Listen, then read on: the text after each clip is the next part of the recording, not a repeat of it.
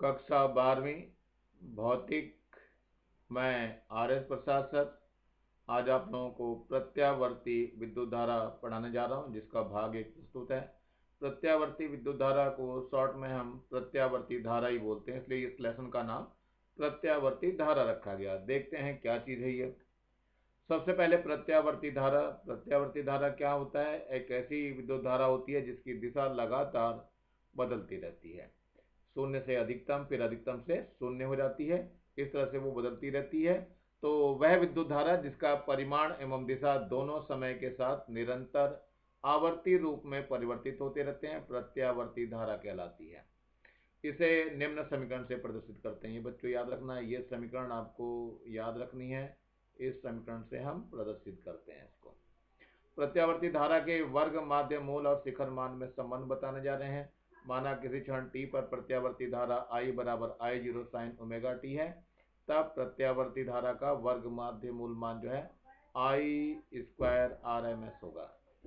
बराबर क्या होता है? ये 0 to t होता है समाकलन I square dt upon t होता है। ध्यान रखना, जब हम धारा को देखते हैं जब ये ऋणात्मक होने लगती है, लेकिन जब वर्ग करेंगे तो वो धनात्मक हो जाएगी। इसलिए पहले क्या करते हैं, उन सबका वर्ग कर लेते हैं, उसको जोड़ करके मध्यमान निकाल लेते हैं, फिर उसका वर्गमूल निकालते हैं।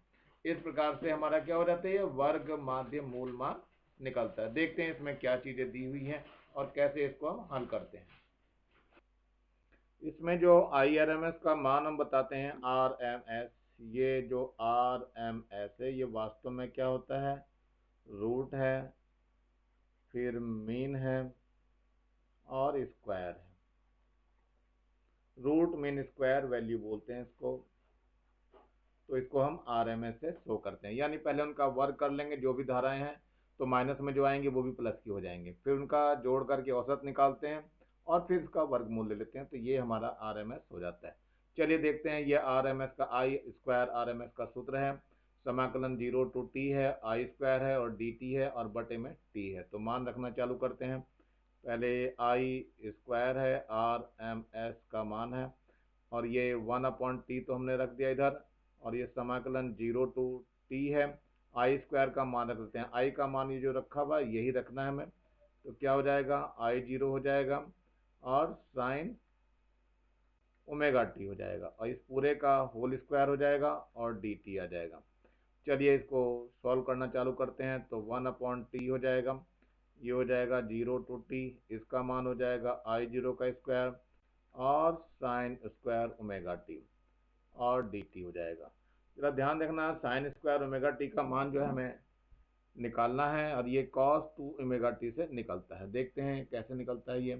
क्योंकि cos 2 ओमेगा टी बराबर होता है 1 minus 2 sine square omega T, तो इसको 2 को इधर ले आओ, तो 2 साइन स्क्वायर ओमेगा टी बराबर कितना हो जाएगा, 1 माइनस, इसको इधर ले जाओ तो cos 2 ओमेगा टी हो जाएगा, और साइन स्क्वायर ओमेगा टी का मान हो जाएगा 1/2, 1 माइनस कॉस 2 ओमेगा टी। ये मान हमें यहाँ पे रखना है। तो कितना हो जाएगा, 1/t हो जाएगा, 0 to t हो जाएगा, और I स्क्वायर तो ऐसे ही रहेगा 0 का स्क्वायर, और साइन स्क्वायर का मान रखेंगे तो ये 1/2 हो जाएगा, 1 माइनस कॉस 2 ओमेगा टी हो जाएगा, और ये dt आ जाएगा।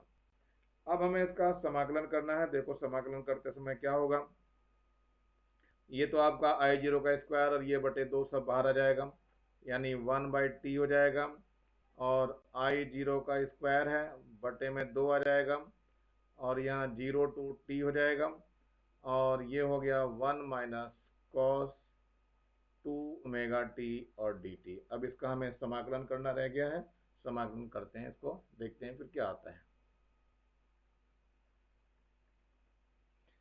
IRMS का स्क्वायर बराबर 1/t I0 का स्क्वायर बटे 2 है, ये समाकलन है 0 से t है, 1 माइनस कॉस 2 ओमेगा टी और dt। यहाँ पर t बराबर जो होता है 2 पाई बाई ओमेगा है, तो पहले इसको t बराबर 2 पाई बाई ओमेगा रख देते हैं। तो t है नीचे, तो यहाँ 2 पाई हो जाएगा और ऊपर ओमेगा हो जाएगा। यहाँ पे क्या हो गया, I0 का स्क्वायर हो गया बटे 2 है, और ये समाकलन में जो लिमिट है ये भी बदल जाएगी, अब ये 2 पाई बाई ओमेगा हो जाएगा, और 1 माइनस कॉस 2 ओमेगा टी और डी टी हो जाएगा। अब यहाँ पे ध्यान से देखिए, ये हो जाएगा ओमेगा आई जीरो का स्क्वायर बटे में 4 पाई हो जाएगा। इसका समाकलन कर दीजिए, 1 का तो टी हो जाएगा माइनस इसका कॉस का होता है साइन ओमेगा टी हो जाएगा, तो साइन 2 ओमेगा टी हो जाएगा। और इसका दोबारा करना पड़ेगा तो 2 ओमेगा और आ जाएगा, तो इसका अपॉन में आएगा और ये लिमिट जो है 0 टू 2 पाई बटे ओमेगा हो जाएगी। ये बच्चों बायो वालों को तो याद करना पड़ेगा, मैथ्स वालों को थोड़ा बहुत समझ में आएगा, लेकिन अभी समाकलन नहीं कराया गया शायद, तो शायद उनको भी समझ में आए, अभी तो याद कर लीजिए इसको, जब समाकलन कराया जाएगा तब आपको समझ में आ जाएगा। चलिए इसके बाद देखते हैं हम लोग क्या है। ओमेगा ये हो जाएगा आई जीरो का स्क्वायर बटे 4 पाई, इसमें टी की जगह पहले हम रखेंगे 2 पाई बाई ओमेगा और माइनस का 0 हो जाएगा, फिर माइनस इसका 1/2 ओमेगा तो कॉमन ले लीजिए, और क्या मान रखना है इसमें, पहले तो ये टी की जगह 2 पाई बाई ओमेगा रख दीजिए, तो साइन कितना हो जाएगा 2 omega into 2 pi by omega, और माइनस 0 रखेंगे तो साइन 0 हो जाएगा, तो ये मान आ जाएगा। देखते हैं इसमें क्या बचता है। ये आ गया आपका ओमेगा आई जीरो का स्क्वायर बटे 4 पाई, यहाँ 2 पाई बाई ओमेगा बच गया माइनस 1/2 ओमेगा, और इसमें ध्यान से देखो ओमेगा से ओमेगा कट जाएगा, साइन 4 पाई बच जाएगा, साइन 4 पाई का मान 0 होता है और ये साइन 0 का मान भी 0 ही होता है, तो रख दीजिए, तो ये पूरा टोटल 0 हो गया, तो बच जाएगा ओमेगा आई जीरो का स्क्वायर बटे 4 पाई, और यहाँ से जो बचा केवल 2 पाई बाई ओमेगा बच जाएगा, ओमेगा से ओमेगा कट जाएगा और पाई से पाई कट जाएगा और ये 2 से 2 कट जाएगा और यहाँ पे 2 आ जाएगा, कुल मिलाकर के आई जीरो का स्क्वायर बटे 2 हो गया। लेकिन ध्यान रखना बच्चों, ये आई आर एम एस का स्क्वायर आ गया, तो आई आर एम एस बराबर क्या हो जाएगा आई जीरो बटे √2, तो ये एक सूत्र आ रहा है जिसमें शिखर मान इसका निकलता है, तो ये सूत्र आप लोग याद रखेंगे। एक बार फिर से लिख दे रहा हूँ मैं सूत्र यहाँ पे, आई आर एम एस बराबर हो गया आई जीरो बटे √2, तो ये सूत्र है, सूत्र आप लोगों को अच्छे से याद रखना है। जहाँ आई जीरो को क्या बोलते हैं, शिखर मान बोलते हैं। आई जीरो क्या है, प्रत्यावर्ती धारा का शिखर मान,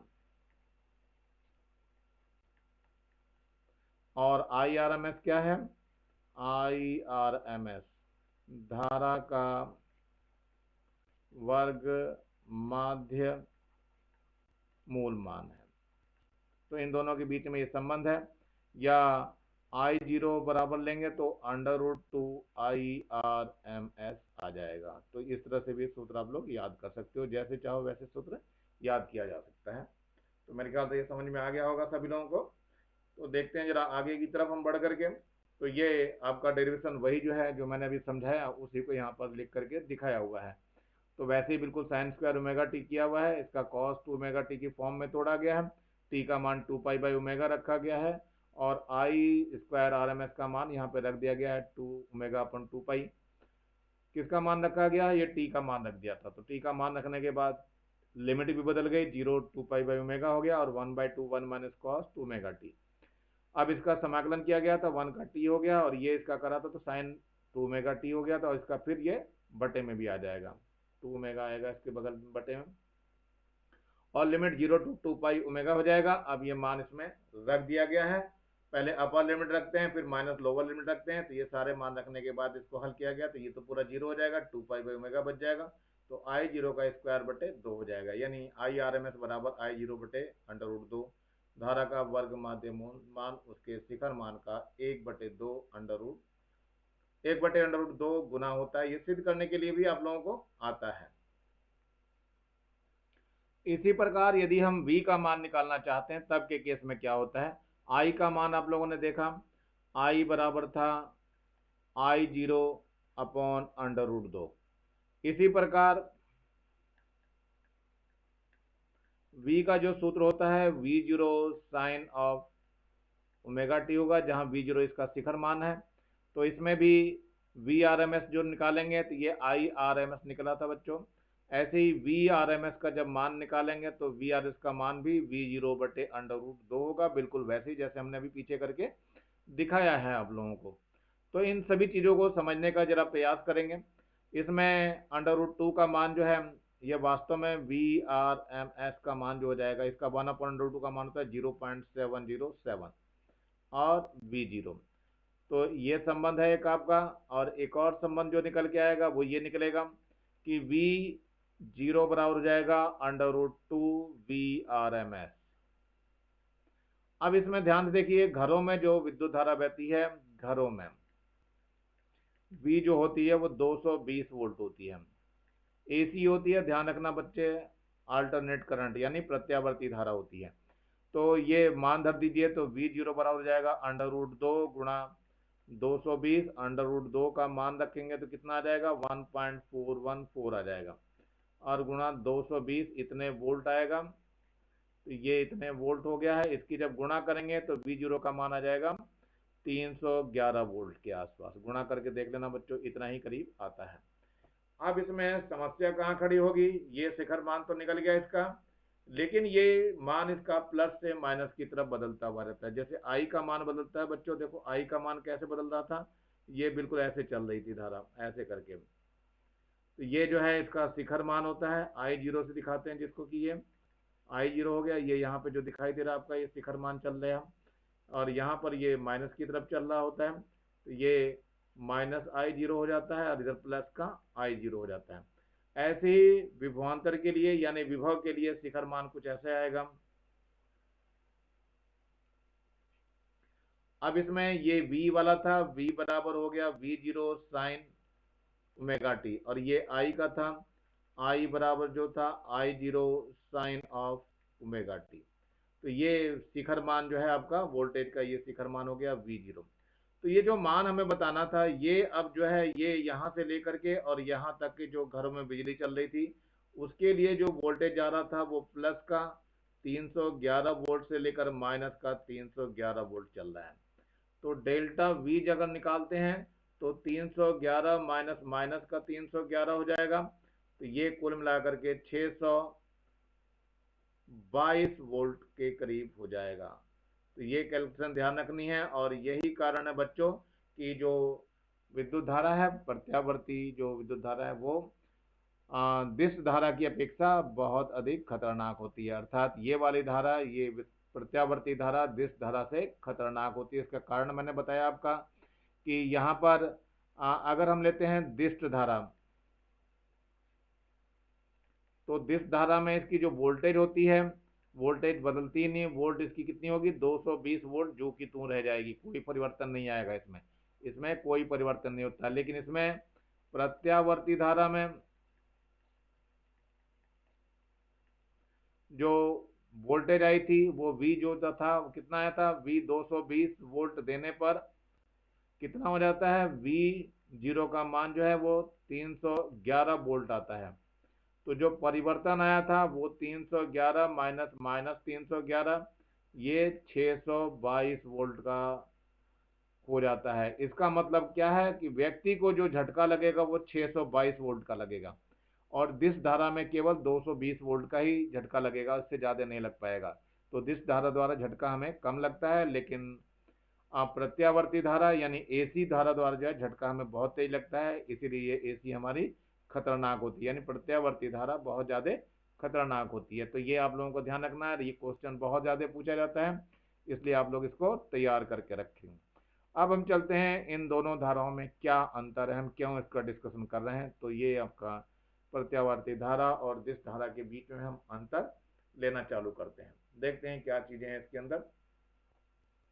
चलिए पहले अंतर पे चलते हैं। पहला अंतर क्या है, पहला अंतर है दिशा तथा परिमाण परिवर्तित होते हैं। प्रत्यावर्ती धारा मतलब AC बोलते हैं इसको, अल्टरनेटिंग करंट, और इसको हम DC बोलते हैं, डायरेक्ट करंट।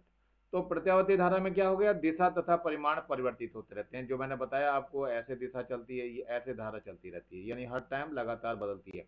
और इसकी धारा बिल्कुल सीधी चलती है, जितने एम्पियर की है उतनी ही रह जाएगी, वो नहीं बदलेगी। तो इसमें नंबर 1 में क्या हो गया, मान परिवर्तन हो सकता है किंतु दिशा निश्चित रहती है, इसकी दिशा नहीं बदलती कभी भी। नंबर 2 पे दिया हुआ है, इसमें ट्रांसफार्मर प्रयोग किया जा सकता है। मतलब कि हमेशा प्रत्यावर्ती धारा के लिए देखा होगा, मोहल्लों वगैरह में हर जगह ट्रांसफार्मर लगाया जाता है, लेकिन इस दिश धारा में कहीं पर भी ट्रांसफार्मर नहीं लगाया जा सकता है। तो ये इसका वो हो गया। नंबर 3 पे आ जाइए। विद्युत लेपन में प्रत्यावर्ती धारा का उपयोग हम नहीं कर सकते हैं, लेकिन यहाँ विद्युत लेपन में इसी का उपयोग होता है, दिश धारा का ही उपयोग विद्युत लेपन में होता है। नंबर 4 पॉइंट पे है, इसका उपयोग विद्युत चुंबक बनाते समय सामान्यतः नहीं करते हैं। इसकी सहायता से हम विद्युत चुंबक नहीं बना पाते हैं, लेकिन विद्युत चुंबक बनाने में हम इसी का उपयोग करते हैं, यानी दिश धारा का ही उपयोग करते हैं। नंबर 5, मापन यंत्र में इसके ऊष्मीय प्रभाव पर आधारित होते हैं, यानी इसके मापक यंत्र जो है ऊष्मीय प्रभाव पर आधारित होते हैं। और ये जो है आपका नंबर 5, मापन यंत्र इसके चुंबकीय प्रभाव पर आधारित होते हैं। ये ध्यान रखना, ये चुंबक पे आधारित होता है और ये ऊष्मा पे आधारित होता है। ये बहुत ज़्यादा खतरनाक होती है प्रत्यावर्ती धारा, और ये अपेक्षाकृत कम खतरनाक होती है। तो मेरे ख्याल से ये अंतर आप लोगों के लिए जरूरी है याद करना, क्योंकि एग्जाम में ये अंतर बहुत ज़्यादा पूछा जाता है, इसलिए इससे आसानी से आप लोग याद करके रखेंगे। अभी जो आप लोगों को कारण बताया था क्यों खतरनाक होती है, उसका ये आंसर लिखा हुआ है। प्रत्यावर्ती धारा दिश धारा की अपेक्षा अधिक खतरनाक होती है, इसका आंसर आप लोग लिख लेंगे यहाँ से। प्रत्यावर्ती विभवांतर का अधिकतम मान उसके आभासी मान का √2 गुना होता है, इस प्रकार ये √2 गुना होता है। इस प्रकार प्रत्यावर्ती विभवांतर का आभासी 220 वोल्ट हो तो शिखर मान कितना होगा, 220 √2, और ये 331 के करीब दिखा रहा है, ये 311 या 331 जो भी आएगा उसको कैलकुलेट कर सकते हो, वोल्ट होगा। अर्थात प्रत्यावर्ती धारा का मान जो है वो 331 से माइनस के 331 वोल्ट तक परिवर्तित होगा। ये वैसे 311 आता है बच्चों, ध्यान रखना है इसका, तक परिवर्तित होगा। किंतु यदि दिश धारा का विभवांतर 220 हो, 220 वोल्ट हो, तो 220 वोल्ट से अधिक नहीं होगा, उतना ही रहेगा। अतः प्रत्यावर्ती धारा का मान समान विभव की दिश धारा से खतरनाक होता है। यह भी स्पष्ट है कि समान विभव की प्रत्यावर्ती धारा और दिश धारा में से दिश धारा अधिक सुरक्षित रहती है। तो ये प्रश्न का आंसर आप लोग अच्छी तरह से याद रखेंगे। और यहाँ पे बच्चों ध्यान रखना है, ये 311 के आसपास होता है, वैसे गुणा करके देख लेना, जो भी आपका सही होता है उसको आप लोग सही कर लेंगे। ये यहाँ पर 311 ही लिख लेंगे आप लोग, जितना भी आएगा गुणा भाग करके देख लेना, इसको उतना लिख देना आप लोग। चलिए थोड़ा सा आगे बढ़ते हैं। अब चलते हैं हम विभिन्न प्रकार के प्रत्यावर्ती परिपथों के रूप में, क्या क्या परिपथ हमारे होते हैं। तो सबसे पहले हमारा सबसे बढ़िया जो है वो ओमीय प्रतिरोध होता है। ये जो लगा हुआ है, मान लिया प्रत्यावर्ती धारा परिपथ में विशुद्ध ओमीय प्रतिरोध लगा हुआ है, यही है नंबर 1 हमारा। अब यहाँ से विभिन्न प्रकार के परिपथ शुरू हो जाएंगे बच्चों, इन परिपथों को याद करना है। यानी प्रत्यावर्ती परिपथ में क्या लगना, केवल ओमीय प्रतिरोध लगा है, इसको हम कहेंगे केवल ओमीय प्रतिरोध लगा हुआ है। तो केवल ओमीय प्रतिरोध होने से क्या होता है, ये ओमीय प्रतिरोध R है और इसके सिरों पे जो वोल्टेज होती है वो V होती है। ध्यान रखना, इसमें धारा I और वोल्टेज V दोनों एक ही समान कला में होंगे, यानी कि V जो है आपका इधर हो जाएगा, VR से शो करना, R प्रतिरोध के लिए VR शो कर रहा हूँ, और ये I जो है वो करंट बह रही है, यानी दोनों की दिशा एक ही होती है। तो ये ग्राफ आपको दिखाया हुआ है, देखो यहाँ से ये पहले V वाला चल रहा है, तो ये ध्यान रखना, ये V का ग्राफ है, V बराबर है V0 साइन ओमेगा टी, और ये जो नीचे दिखाई दे रहा है ये डॉटेड वाला, ये I बराबर है I0 साइन ओमेगा टी। इसमें शिखर मान जो है ध्यान रखना ये बच्चों, ये जो है शिखर मान होता है वोल्टेज का, यानी V0 होता है, और ये शिखर मान करंट का होता है जिसको हम I0 दिखाते हैं। तो यहाँ पर भी प्लस और माइनस करके आप शो कर सकते हो इसको। तो इसी से चर्चा करनी है। तो इसमें जब हमारा प्रतिरोध लगा होता है तो ध्यान रखना, इसमें प्रत्यावर्ती धारा का सिग्नल हम ऐसा दिखाते हैं, कभी भी यहाँ सेल मत लगा देना और ना ही इसमें धारा की दिशा दिखा देना।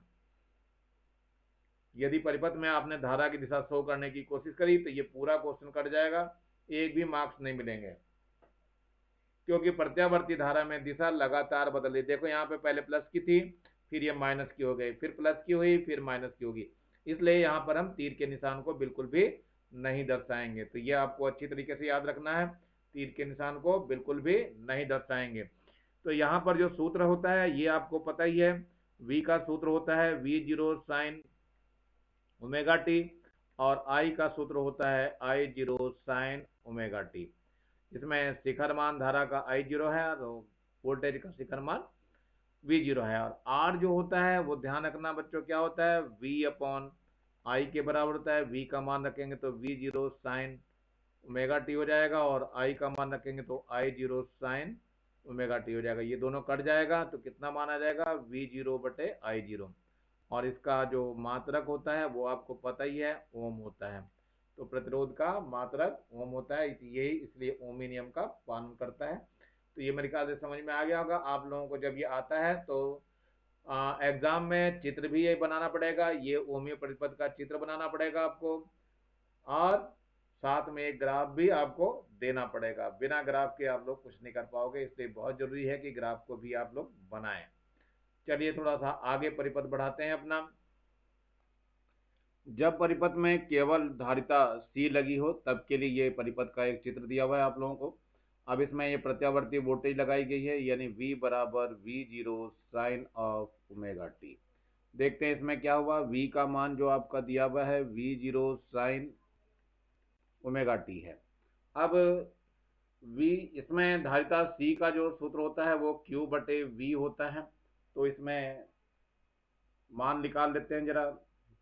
तो Q बराबर कितना हो जाएगा, CV हो जाएगा। V का मान धरना चाहते हैं तो I का मान जो होता है वास्तव में कितना होता है, ये होता है dQ अपॉन dt। मान रख दीजिए Q का मान CV हो जाएगा, तो d अपॉन dt यहाँ पर CV हो जाएगा। V का मान धर दीजिए तो कितना आ जाएगा, d अपॉन dt। V का मान जो है we zero sine of omega T. अब C और V जीरो तो बाहर आ जाएगा, और d अपॉन dt हो जाएगा, साइन ओमेगा टी आ जाएगा। साइन ओमेगा टी का जब करेंगे तो क्या हो जाएगा, सी वी जीरो, ये हो जाएगा कॉस ओमेगा टी, और ओमेगा टी का करेंगे तो ओमेगा भी साथ में आएगा।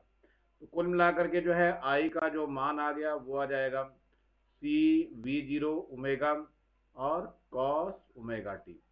अब इसमें कॉस जो होता है इसको साइन में बदलना चाह रहे हैं, तो आई बराबर हो जाएगा सी आई जीरो ओमेगा, और ये हो जाएगा कितना,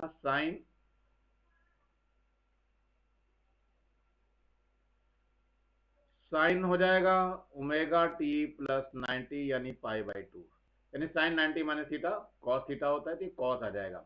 अब ये वास्तव में आई बराबर कितना हो गया, आई सॉरी यहाँ वी जीरो है बच्चों, ध्यान से देखोगे यहाँ पर ये वी जीरो चल रहा है, इसको वी जीरो ही लिखना है आपको। तो ये वी जीरो हो गया, ओमेगा हो गया, sine omega T plus pi by two. तो आई बराबर हो जाएगा I zero sine omega T plus pi by two. इससे इसकी तुलना कर दीजिए। तुलना करते ही आई जीरो का मान जो है कितना आ जाएगा, सी आ जाएगा, वी जीरो आ जाएगा, और ओमेगा आ जाएगा। अब इससे we zero upon I zero का मान निकाल लीजिए, कितना आ जाएगा, 1 अपॉन ओमेगा सी आ जाएगा। इसको हम कहते हैं धारतीय प्रतिघात। क्या नाम है इसका, धारतीय प्रतिघात। चलो इसको देखते हैं अगले पेज पे। यहाँ पर we zero upon I zero ये जो होता है धारतीय प्रतिघात कहलाता है, इसको हम आई जीरो से दिखाते हैं। तो ये एक्स सी बराबर क्या हो जाएगा, धारतीय प्रतिघात।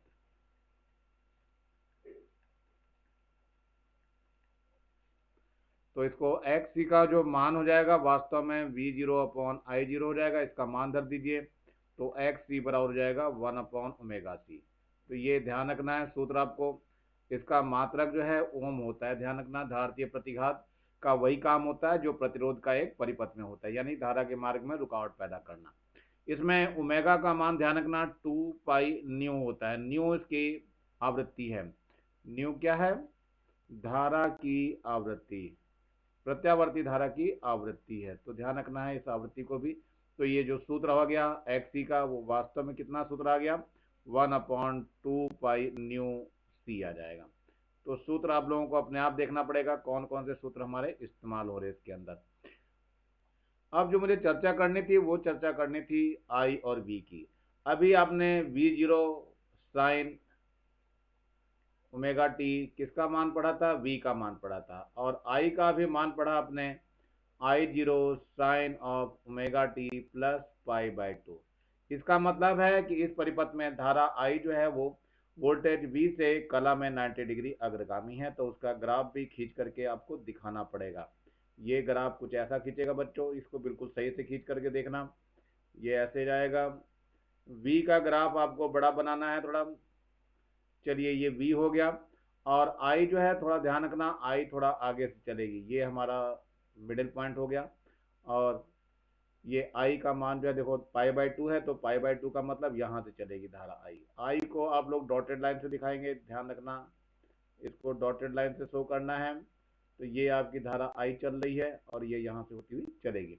तो ध्यान रखना ये जो हो गया ये V बराबर V0 साइन ओमेगा टी हो गया, और ये जो सूत्र है इसका ये I बराबर I0 sine of omega t और प्लस π/2 मतलब 90।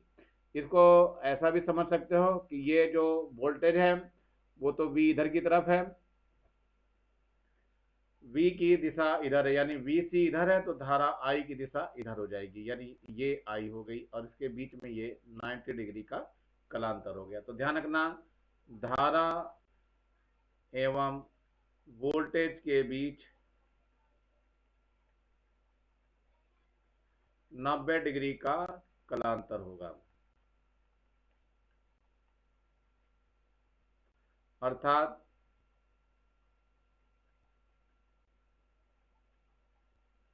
धारा I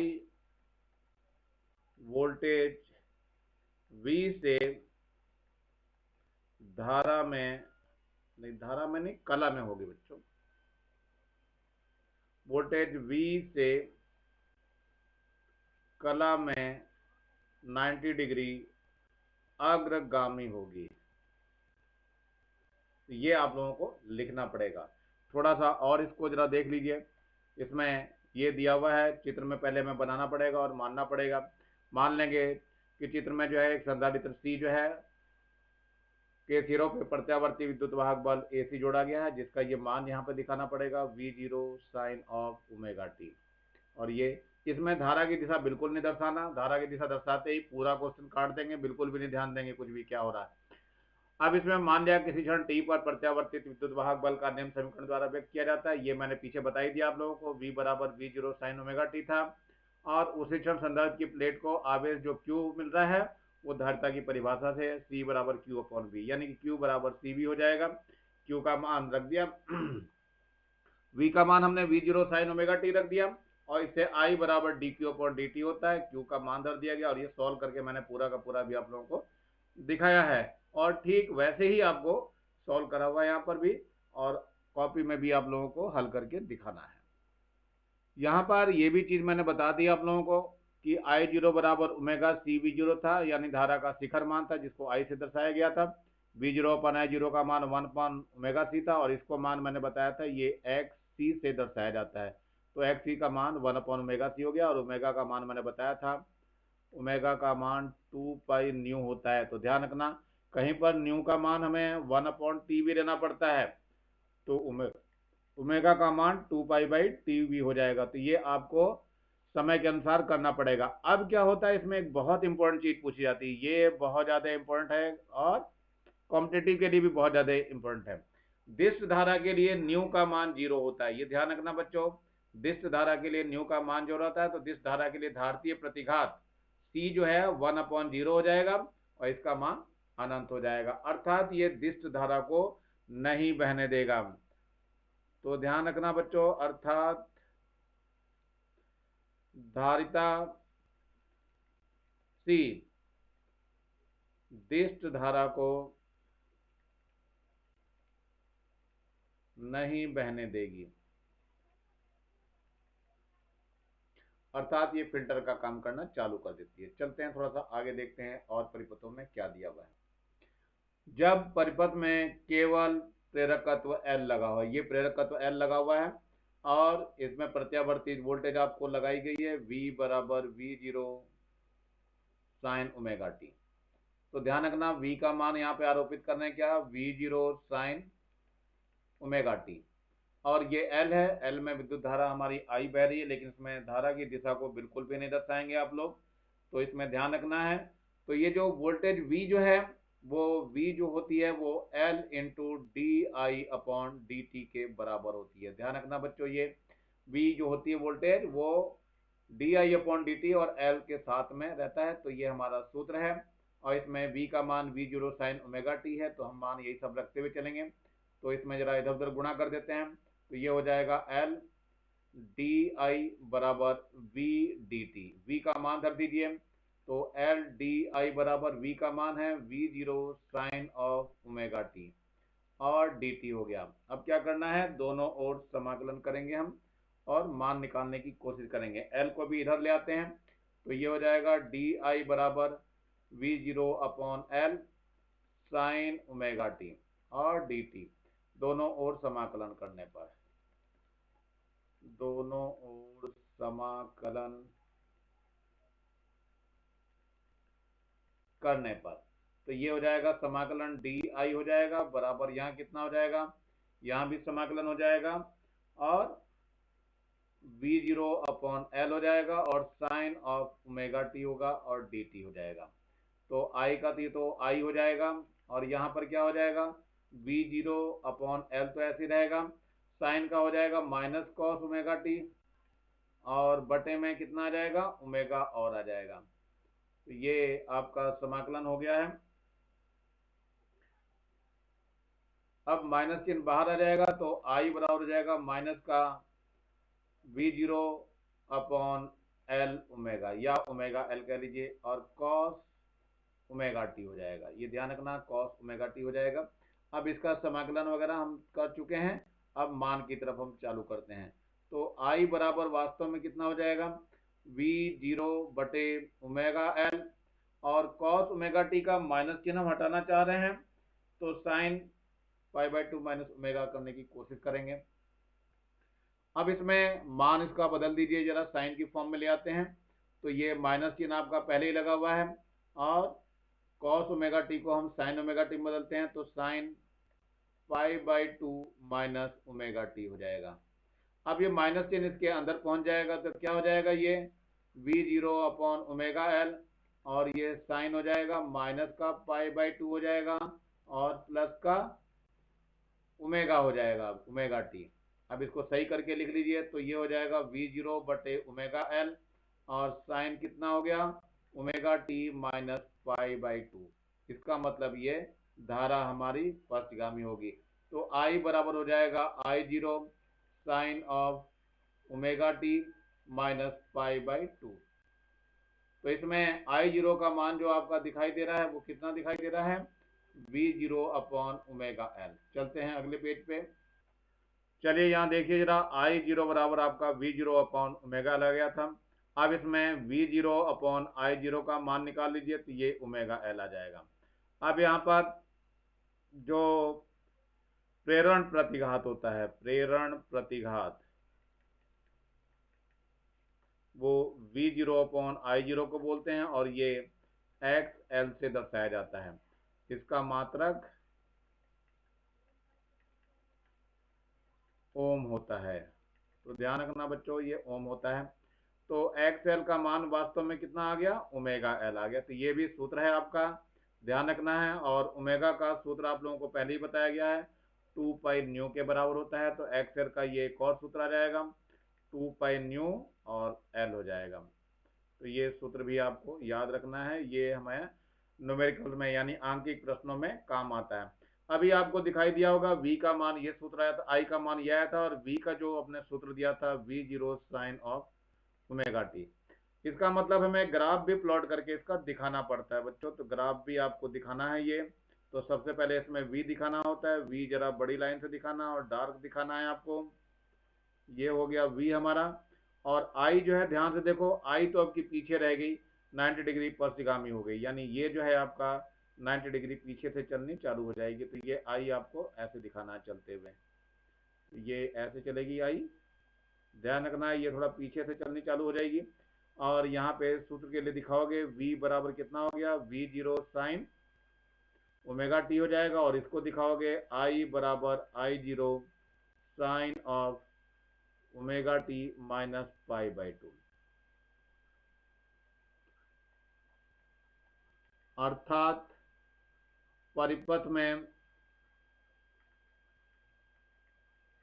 जब केवल प्रेरकत्व L लगा होता है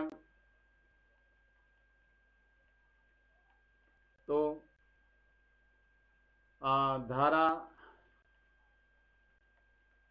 वोल्टेज V से, धारा I वोल्टेज V से कला में 90 डिग्री पश्चगामी होती है। और इसको ग्राफ में भी ऐसे प्लॉट करके दिखाएंगे आप। ये वोल्टेज हो गई V और धारा I को इधर दिखाएंगे आप I, और ये 90 डिग्री पश्चगामी हो गई, और ग्राफ में ये ऐसे दिखाएंगे आप लोग। तो ग्राफ भी आपको बना के दिखाना है और ये वाला चित्र भी आपको बना के दिखाना है कि धारा I में और V में कलांतर किस तरीके से दिखाई दे रहा। तो कलांतर ध्यान रखना, धारा व वोल्टेज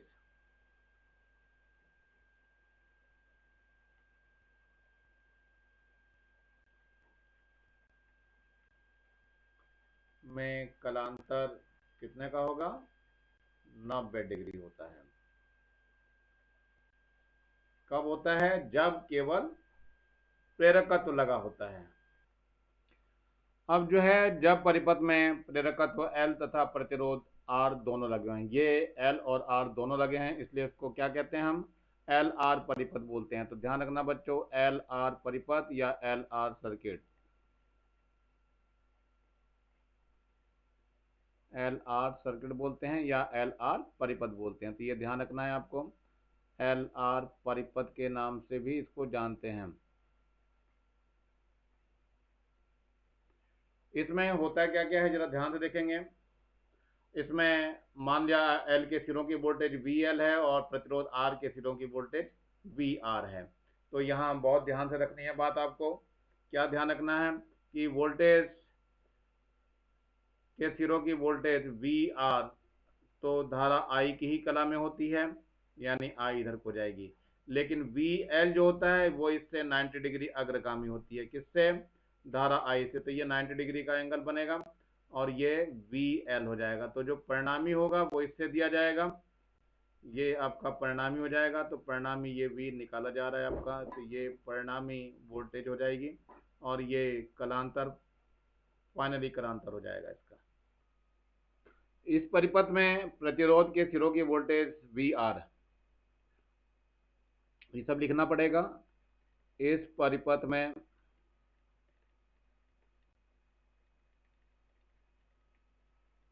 प्रतिरोध R के सिरों की वोल्टेज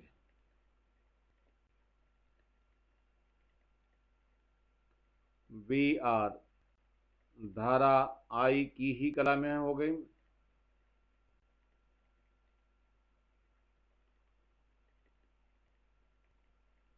जबकि प्रेरकत्व L के सिरों की वोल्टेज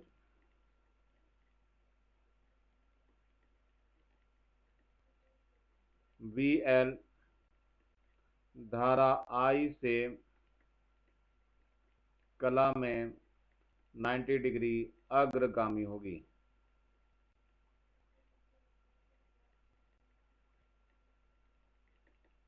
अतः इनके बीच परिणामी विभवांतर V निम्न समीकरण से दिया जाएगा।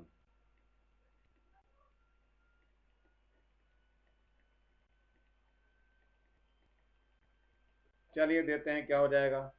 तो जो समीकरण बनेगी वो V का स्क्वायर बराबर हो जाएगा VR का स्क्वायर प्लस VL का स्क्वायर, क्योंकि 90 अंश के कोण पे काम कर रहे हैं। तो V बराबर हो जाएगा अंडर रूट या वर्गमूल VR का स्क्वायर प्लस VL का स्क्वायर। अब जो है VR का जो मान होता है बच्चों, क्या होता है, ये IR होता है, और VL का मान जो होता है वो IXL होता है। ये मान धर देते हैं।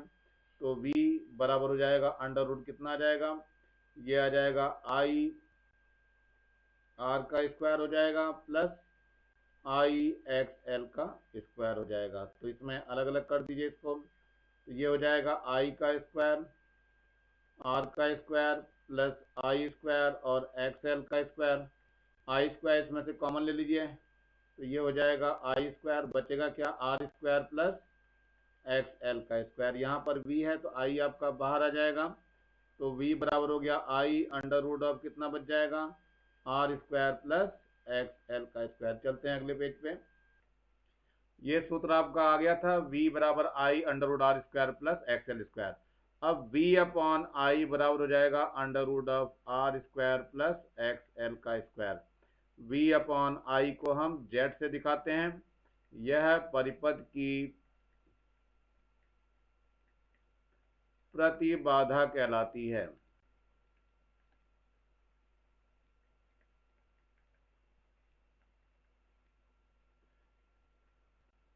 इसका मात्रक भी ओम होता है। तो z का जो सूत्र हो गया प्रतिबाधा का, वास्तव में कितना निकल के आ गया, R square plus X L का स्क्वायर। तो ये आपका सूत्र काम करेगा, एग्जाम में ज्यादातर ही चलता है सूत्र। और इसमें एक्सएल का जो सूत्र मैंने बताया था, एक्सएल जो होता है वो ओमेगा एल के बराबर होता है, और ओमेगा जो होता है वो 2 पाई न्यू के बराबर होता है। 2 पाई न्यू के बराबर होता है। तो यहाँ एक्सएल का मान जो है आप क्या रख सकते हैं, 2 पाई न्यू भी रख सकते हो, और एल हो जाएगा। जो भी मान रखना चाहो रख सकते हो। तो ये जेड का जो सूत्र आ जाएगा, शुरू में एक्सएल का मान जो है मैंने जो रखा है, ये हो जाएगा प्लस ये ओमेगा स्क्वायर एल स्क्वायर हो जाएगा, और बाद में कितना हो जाएगा सूत्र, R square plus omega L, इसका मान रख देंगे 2 पाई न्यू आर एल, इस पूरे का स्क्वायर कर देंगे। तो ये मान आप लोग कैलकुलेट करके क्वेश्चनों में काम करेंगे, आंकिक में ये बहुत ज़्यादा प्रयुक्त होते हैं। थोड़ा सा आप देखते हैं चित्र की तरफ पहुंचते हैं हम लोग। चित्र में ये दिखाई दे रहा है आपको, इस चित्र को मैं थोड़ा सा इधर भी बना के दिखा दे रहा हूँ एक बार। ये चित्र कुछ ऐसा बना हुआ था, ये इस तरह से था, और ये इधर को था। इधर क्या था, वी आर था, और इधर की तरफ क्या था, वी एल था। इन दोनों का जो परिणामी था वो यहाँ निकल के आया था, और v से दर्शाया गया था। ये परिणामी आपका v था, तो v यहाँ पे आ गया। तो ये जो कोण बना था इसको हम कलांतर बोलते हैं फाई, और ये वाला 90 डिग्री का था। तो कलांतर फाई के लिए क्या हो जाएगा, tan फाई निकाल लेंगे। tan फाई का मान जो होगा वास्तव में ये वी आर बटे, ये हो जाएगा वी एल तो यहाँ आ जाएगा, और ये वी आर इधर है, तो ये हो जाएगा वी एल बटे वी आर। मान धर दीजिए, तो tan फाई का मान कितना आ जाएगा, tan फाई का मान हो जाएगा आई एक्स एल बटे, इसका मान क्या होता है, आई आर होता है। आई से आई कट जाएगा, तो tan फाई बराबर कितना हो गया, एक्स एल बटे आर, और एक्स एल का मान अभी मैंने बताया था, एक्स एल जो होता है ओमेगा एल होता है, मान रख दीजिए। तो tan फाई बराबर हो जाएगा ओमेगा एल अपॉन आर,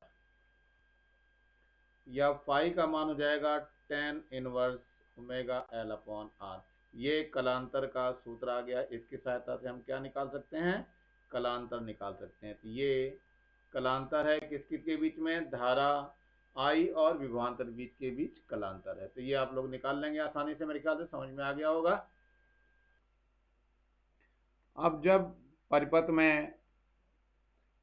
में धारिता C व प्रतिरोध R दोनों हो, अब क्या लगा रहे हैं, धारिता C है और प्रतिरोध R है। C के सिरों की वोल्टेज VC है, और R के सिरों की वोल्टेज VR है। ये दोनों आपको दिखाई दे रहे होंगे, तो यही दोनों हम लेके चल रहे हैं। तो VR, ध्यान रखना, प्रतिरोध के सिरों की वोल्टेज VR, ये तो धारा I की ही कला में होती है।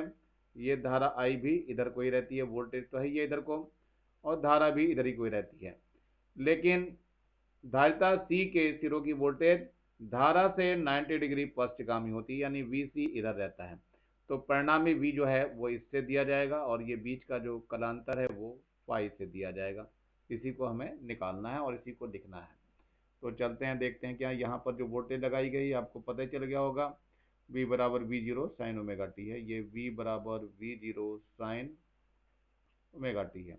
चलिए यहाँ देखिए, यहाँ पे क्या हो जाएगा, प्रतिरोध R के सिरों की वोल्टेज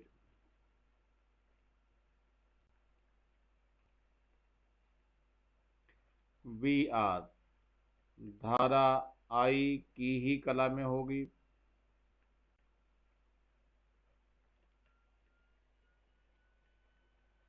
जबकि धारिता C के सिरों की वोल्टेज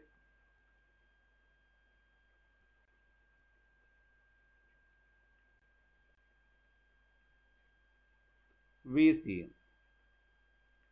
धारा I से कला में 90 डिग्री पश्चिमगामी होगी।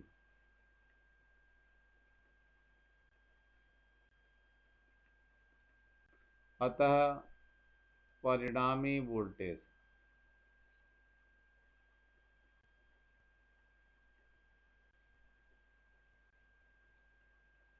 निम्न समीकरण से दी जाएगी। चलिए देखते हैं।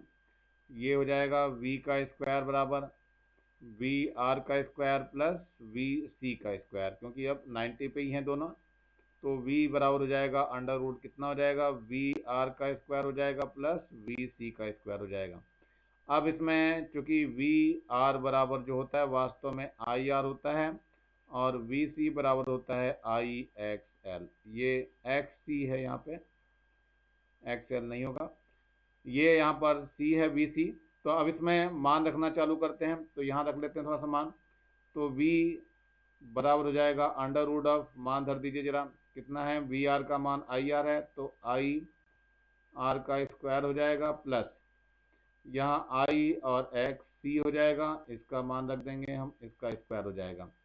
तो V बराबर हो जाएगा अंडर रूट कितना होगा, I स्क्वायर अलग हो जाएगा, R स्क्वायर हो जाएगा प्लस I स्क्वायर और XC का स्क्वायर हो जाएगा। I स्क्वायर इसमें से कॉमन ले लीजिए, तो क्या निकल के आएगा, I स्क्वायर कॉमन हो गया, बचा इसमें से R स्क्वायर प्लस XC का स्क्वायर। तो I बिल्कुल बाहर ले लीजिए, तो I हो गया अंडर रूट कितना बच गया, R स्क्वायर प्लस XC का स्क्वायर, और ये V अपॉन I बराबर हो जाएगा under root of R square plus XC का स्क्वायर।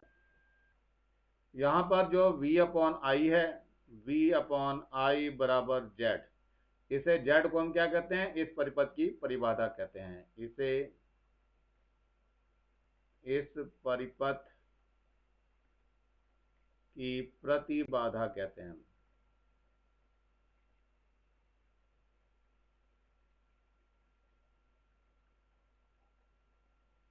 इसका मात्रक ओम होता है।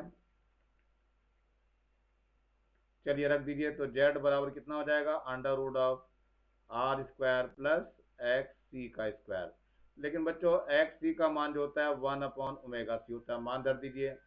तो Z बराबर हो जाएगा R स्क्वायर प्लस XC का मान 1 अपॉन ओमेगा C, और इसका स्क्वायर हो जाएगा, और अंडर रूट भी है, और ओमेगा की कहीं जरूरत पड़ेगी तो 2 पाई न्यू भी रख देंगे आप।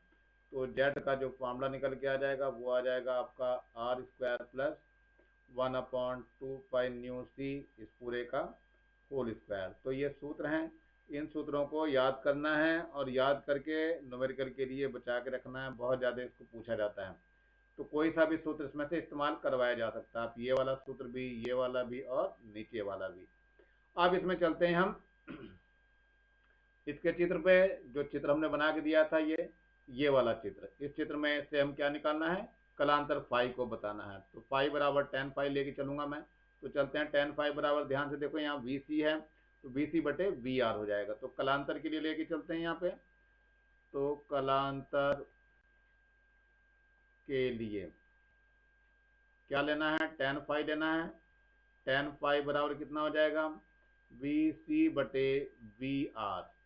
VC का मान धर दीजिए, VC का मान होता है IXC बटे में IR, तो I कट जाएगा, तो XC अपॉन XR हो जाएगा।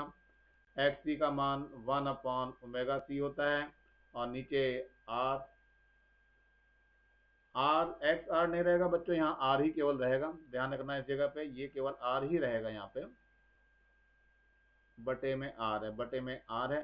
तो ये वास्तव में 1 अपॉन ओमेगा C R हो गया। तो ये tan फाई निकल के आया है, तो फाई का मान जो हो जाएगा tan इनवर्स हो जाएगा 1 अपॉन ओमेगा C R हो जाएगा। तो ये बच्चों सूत्र हो गया है कलांतर के लिए। किसका सूत्र है, ये कलांतर का सूत्र है, तो ये लोग आप लोग याद कर लेंगे। कलांतर किसके बीच में है, वोल्टेज V और धारा आई के बीच कलांतर का ये सूत्र आता है। यहां तक आप लोगों को सिद्ध करने के लिए दिया जाता है। अब जो है जब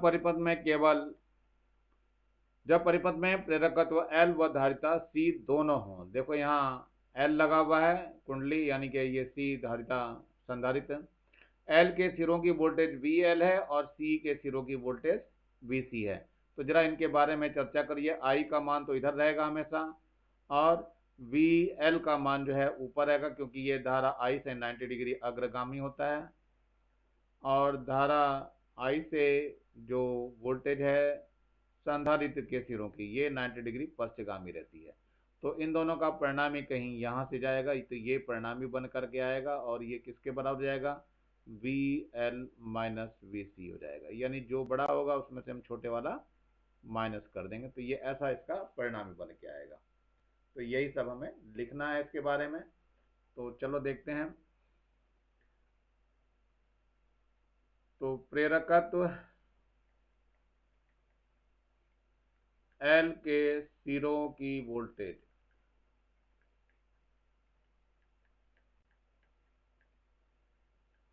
VL धारा I से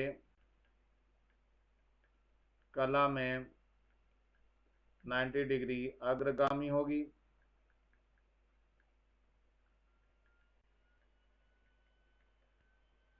जबकि धारिता C के सिरों की वोल्टेज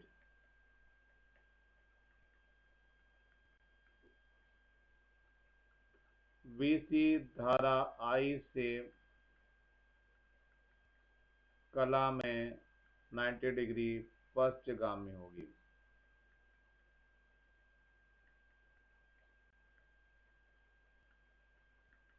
अर्थात VL व VC के बीच 180 अंश का कलांतर होगा। अतः परिणामी वोल्टेज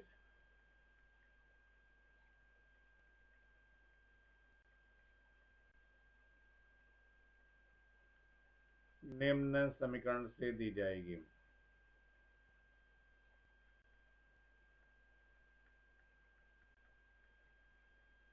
चलिए ये हो जाएगा, V बराबर हो जाएगा VL माइनस VC। ये बच्चों माइनस है, लेकिन जो बड़ा होगा उसमें से हम छोटे वाला माइनस कर देंगे। अब V का मान धर दीजिए, तो VL बराबर होता है IXL और VC का मान होता है IXC। दोनों मान धर देते हैं, तो V का मान कितना आ जाएगा, ये हो जाएगा IXL माइनस IXC। इसमें से I को कॉमन ले लीजिए, तो ये बन जाएगा XL माइनस XC और ये हो जाएगा V अपॉन I बराबर कितना हो जाएगा, XL माइनस XC। यहाँ पे क्या होगा, V अपॉन I बराबर Z हो जाएगा। इसे परिपथ की प्रतिबाधा कहते हैं।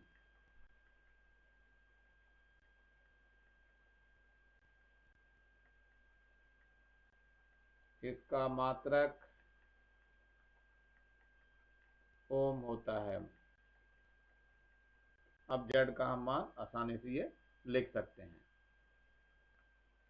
अतः Z बराबर जो है वास्तव में XL माइनस XC हो जाएगा। तो ये एक सूत्र हो गया, इसमें मान और रख सकते हैं आप लोग।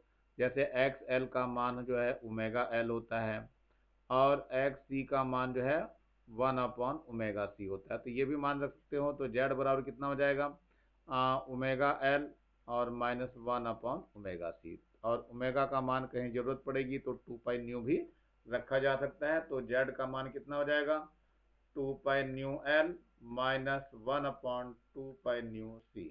तो ये सूत्र हैं, सूत्रों को आप लोगों को अच्छी तरह से याद रखना है और ये आंकिक प्रश्नों में बहुत ज़्यादा यूज होते हैं और आपके कंपटीशन वगैरह में बहुत ज़्यादा पूछे जाते हैं। अब यहाँ पे एक बात और नज़र आती है, क्या करना होता है, यदि XL और XC का मान बराबर हो जाए, यदि XL बराबर XC हो जाए तो क्या होगा, Z बराबर 0 होगा।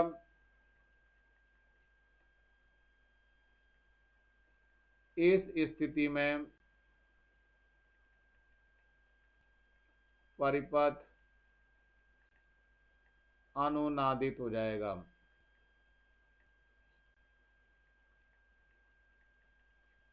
चलिए देखते हैं कैसे हो जाएगा।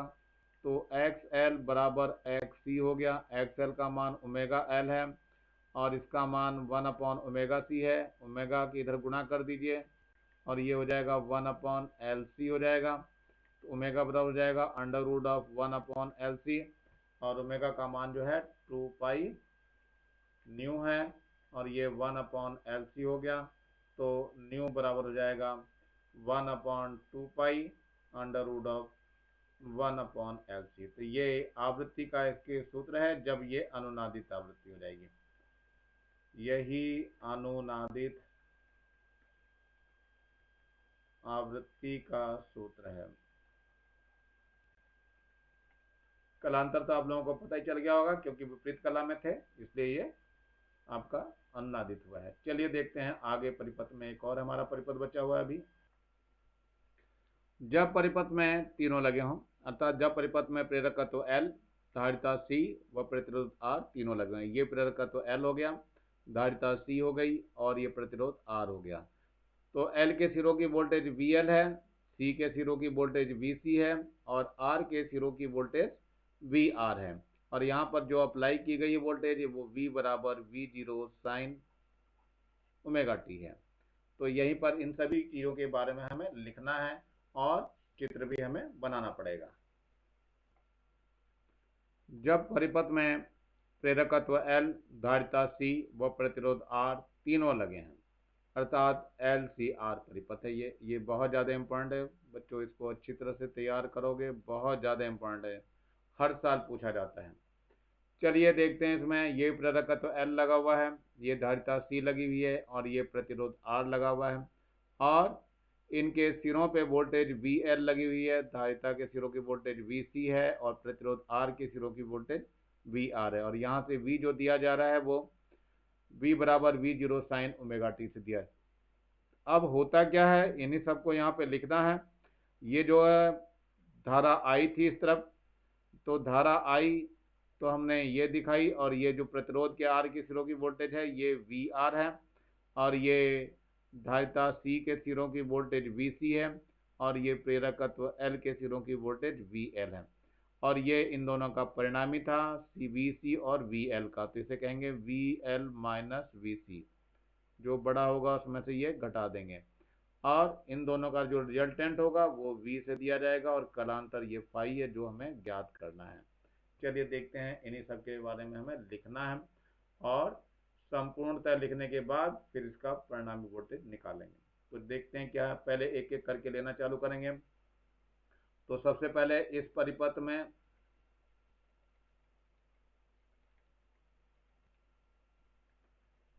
प्रतिरोध R के सिरों की वोल्टेज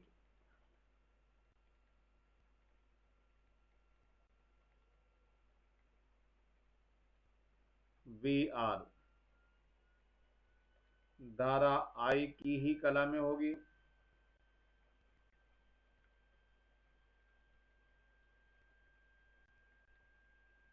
जबकि धारिता C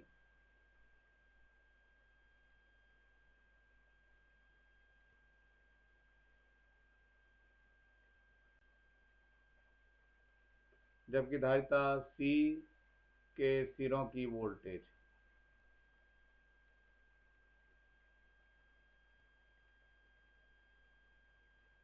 VC धारा I से कला में 90 डिग्री पश्चगामी होगी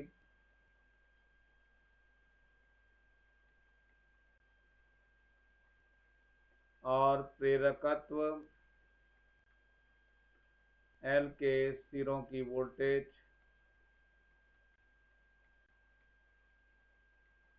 VL धारा I से कला में 90 डिग्री अग्रगामी होगी।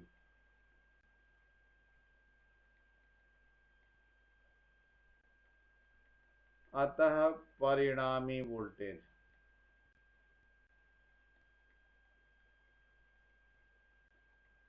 निम्न समीकरण से दी जाएगी।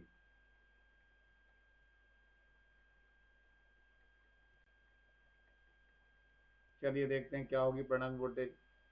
तो V स्क्वायर बराबर हो जाएगा VR का स्क्वायर हो जाएगा प्लस VL माइनस VC का होल स्क्वायर हो जाएगा।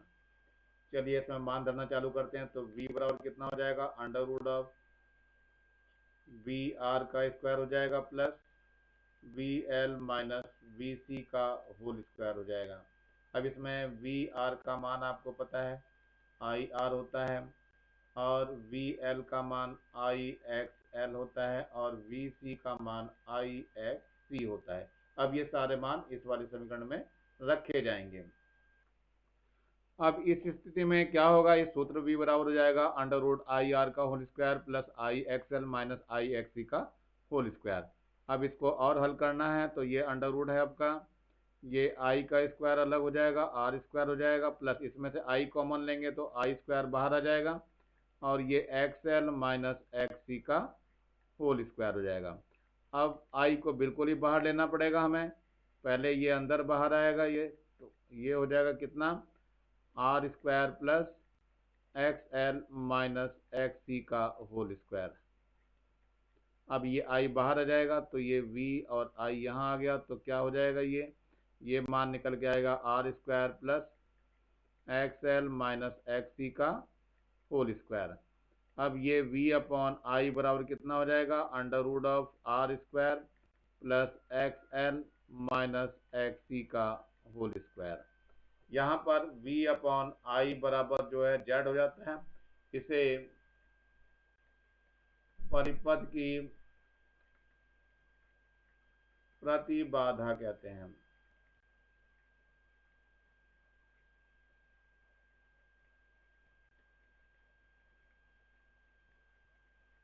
इसका मात्रक ओम होता है। इसका वही काम है जो प्रतिरोध का काम होता है।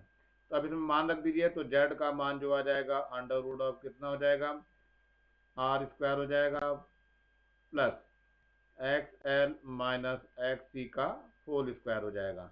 तो ध्यान रखना बच्चों, इसमें XL का मान आप लोगों को पता है ओमेगा L रखा जाएगा और XC का मान जो है 1 अपॉन ओमेगा C रख दिया जाएगा और इसको हल कर लेंगे। तो ये सूत्र है। तो सूत्र जो है Z का मान कितना आ गया, वास्तव में आ गया under root of R square plus XL की जगह ओमेगा L रख दिया और ये 1 अपॉन ओमेगा C रख दिया और पूरे का ये स्क्वायर हो गया। तो ये सूत्र हो जाएगा। तो सूत्र आप लोग याद करेंगे अच्छी तरीके से और एग्जाम के लिए तैयार करेंगे। अब इसमें ओमेगा का मान 2 पाई न्यू के बराबर होता है, तो ये मान भी आप लोग धर सकते हैं। चलिए अब देखते हैं, यदि इस परिपथ में प्रतिबाधा Z बराबर R हो जाए तो परिपथ अनुनादित हो उठेगा।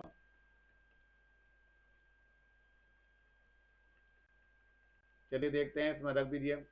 तो Z की जगह हम R धर देंगे तो R बराबर कितना हो जाएगा, under root of R square और plus omega L minus 1 upon omega C का होल स्क्वायर हो जाएगा। चलिए देखिए दोनों ओर वर्क करने पर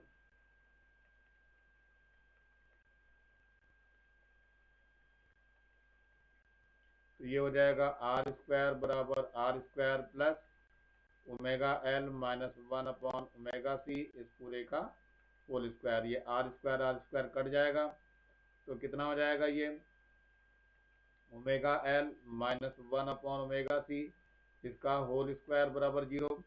इसका मतलब ये omega L minus 1 upon omega C बराबर 0 हो जाएगा। इस प्रकार जो है ये ओमेगा एल जो है वो 1 अपॉन ओमेगा सी के बराबर जाएगा। अब ये ओमेगा स्क्वायर बराबर 1 अपॉन एल सी हो जाएगा, ओमेगा बराबर under root of 1 upon L C हो जाएगा। ओमेगा का मान कितना होता है 2 पाई न्यू, रख दीजिए मान। तो 2 पाई न्यू बराबर हो जाएगा under root of 1 upon L C, तो न्यू का मान हो जाएगा 1/2 pi under root of 1/LC। ये अनुनादित परिपथ की आवृत्ति होगी। यहाँ पे लिखना है यही अनुनादित परिपथ की आवृत्ति होगी। अब इसमें देखते हैं जरा हम कलांतर के लिए, कलांतर की बात नहीं कर पाए थे हम। कलांतर के लिए, कलांतर कौन सा, यानी फाई के लिए ले रहे हैं, तो tan फाई निकाल लेते हैं। tan फाई का मान कितना आएगा जरा चित्र में देखना पड़ेगा अभी हम लोगों को। तो चित्र आपके सामने ये दिखाई दे रहा है। तो यहाँ तो VL माइनस VC है और बटे में VR है, तो निकाल के रख लेते हैं। ये हो जाएगा VL माइनस VC और बटे में VR, इनके मान रख दीजिए। VL का मान है IXL और इसका मान है IXC और बटे में IR। तो I कॉमन ले लीजिए, क्या बच जाएगा XL माइनस XC और बटे में IR, तो I कट जाएगा, तो ये हो जाएगा XL माइनस XC और बटे में कितना हो जाएगा R हो जाएगा। ये tan फाई का मान निकल के आ रहा है, तो XL का मान रख दीजिए। तो tan फाई बराबर हो जाएगा ये ओमेगा L माइनस 1/ओमेगा C और बटे में R। तो फाई का जो है tan इनवर्स करके सूत्र आ जाएगा ओमेगा L माइनस 1/ओमेगा C और बटे में R। ये सूत्र आप लोगों को याद करना है, ये कलांतर के लिए सूत्र है। अगर कलांतर पूछा जाएगा तो ये आपको निकाल के दिखाना पड़ेगा। तो मेरे ख्याल से आज बच्चों शायद इतना बहुत हो गया है, अब मैं यहीं छोड़ रहा हूँ इसको। आगे के जो क्वेश्चन हैं या जो भी न्यूमेरिकल्स वगैरह मैं फिर बाद में कराऊंगा। तब तक जो है नीचे एक लाल रंग का बटन दिखाई दे रहा होगा, इसको दबा करके सब्सक्राइब कर लेंगे और ज़्यादा से ज़्यादा बच्चों को शेयर करेंगे जिससे ज़्यादा बच्चों का फ़ायदा हो सके। और कम से कम बच्चों एक लाइक तो बनता है, इसलिए आप लोग हमारे वीडियो को लाइक भी करेंगे। Thank you, have a nice day. इसी के साथ मैं RS प्रसाद आज अपना वीडियो यहीं समाप्त करता हूँ।